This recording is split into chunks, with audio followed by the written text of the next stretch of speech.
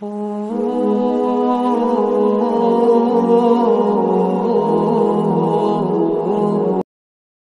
چیزیں تمہاری دعا مانگنے سے پہلے ہی تمہارے مقدر کا حصہ ہوتی ہے، لیکن اللہ انہیں وقتی طور پر تم سے دور اس لیے کر دیتا ہے تاکہ تم اس کے قریب آ سکو۔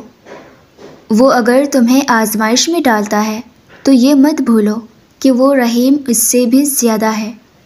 وہ جب تمہیں میدان جنگ میں کھڑا کر دیتا ہے تو طاقت بھی اتنی ہی دیتا ہے کہ جس سے تم پوری دنیا اکیلے لڑ جاؤ، اور اللہ تمہیں اس چیز سے آزماتا ہے جس کے ملنے کا تمہیں پختہ ایمان ہوتا ہے، اور تب تمہاری اللہ سے محبت کا اصل امتحان شروع ہوتا ہے کہ تم آزمائش سے تنگ آ کر اپنا ایمان توڑ دیتے ہو یا آزمائش سے گزرنے کے لیے اللہ پر ایمان مزید مضبوط کر لیتے ہو۔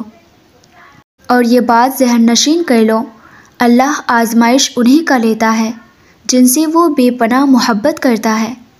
وہ تمہاری تڑپ سے خوب واقف ہے، اور وہ یہ بھی جانتا ہے کہ کون سی چیز تمہیں سکون سے رہنے نہیں دیتی۔